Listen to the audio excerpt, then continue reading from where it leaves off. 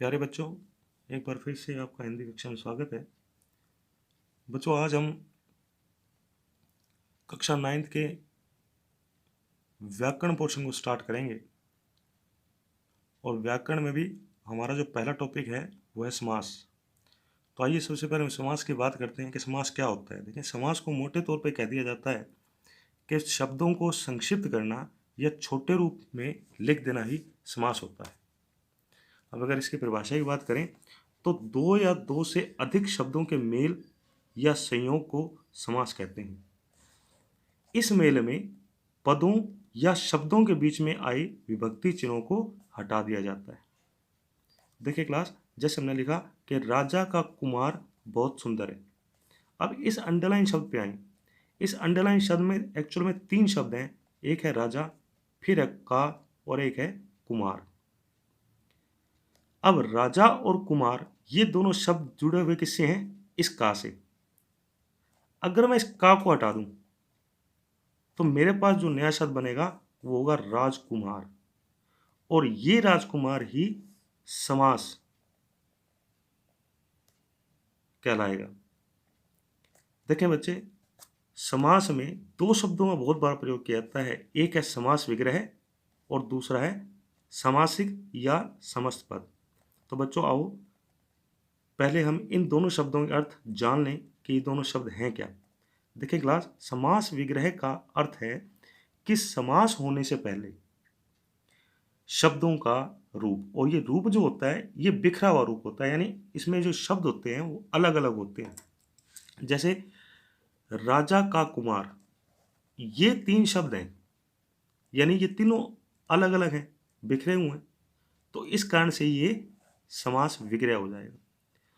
और फिर है समासिक या समस्त पद, कि समास होने के बाद जो छोटा रूप बना है वो हो जाएगा समासिक या समस्त पद। जैसे राजा का कुमार का समास करके हमने क्या शब्द बनाया था? राजकुमार। तो राजकुमार शब्द क्या हो जाएगा? समासिक पद हो जाएगा। अब इस समस्त पद में भी 2 पद मुख्य होते हैं, एक है पूर्व पद और एक है उत्तर पद।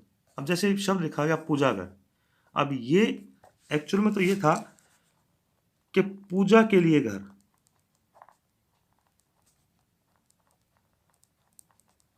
और जब इसका समास हुआ तो हमने बना दिया पूजा घर।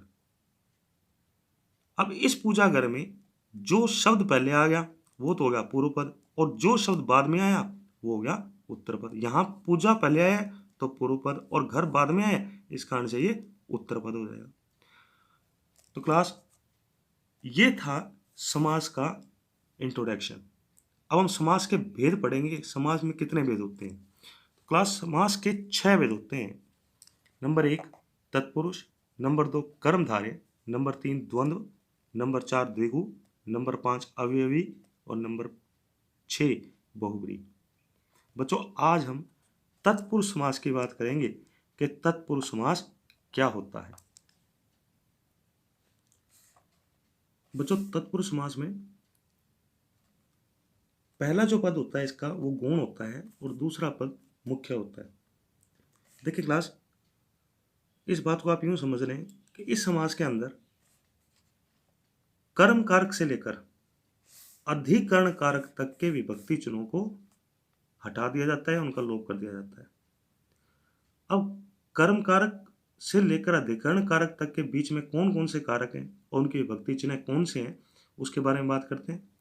तो क्लास, कर्म कारक का विभक्ति चिन्ह है को, कर्ण का से या के द्वारा, संप्रदान के लिए, अपादान से लेकिन अलग होने पर, संबंध का के की या रा रे री, अधिकरण में पर।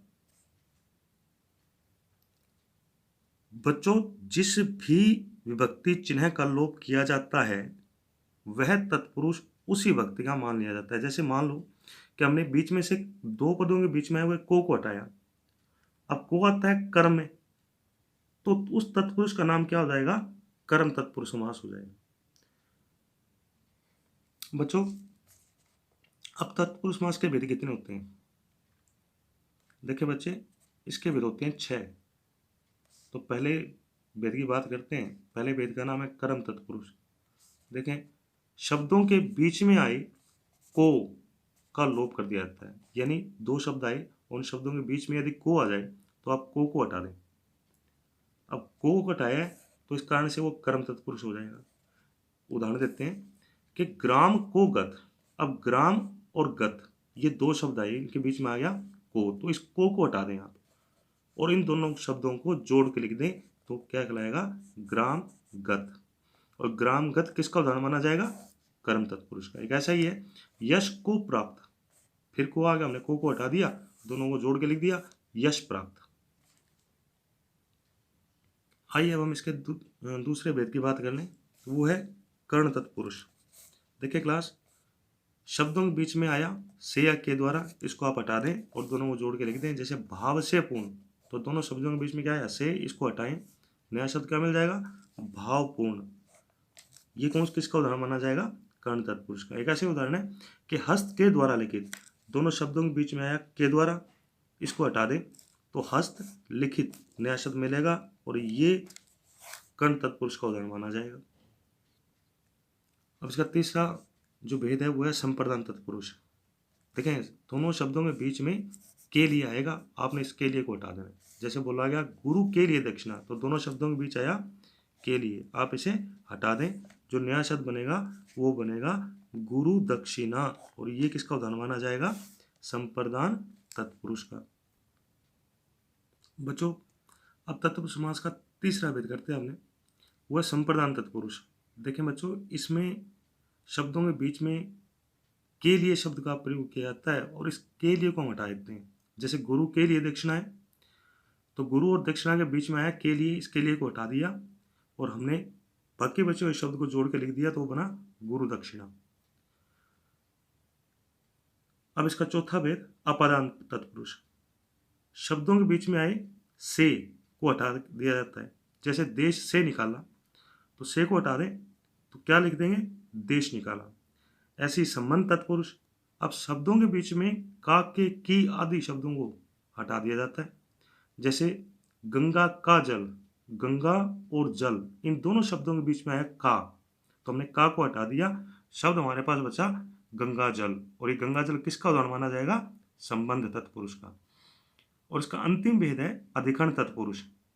शब्दों के बीच में आए में या पर का लोप कर दिया जाता है। जैसे सिर में दर्द, तो में को हटा दें, बाकी क्या बचा हमारे पास? सिर दर्द, जोड़ के लिख दें सिर दर्द। आप पर बीती, पर को हटा दें, जो बचा इकट्ठा करके लिख दें आप बीती। तो बच्चों, ये था तत्पुरुष समास। अब मैं आपको एक वर्कशीट भेजूंगा, आप उस वर्कशीट को करें और मुझे भेज दें। आज के लिए इतना बहुत है, कल हम समास के दूसरे भेद पर बात करेंगे। आपका दिन शुभ हो।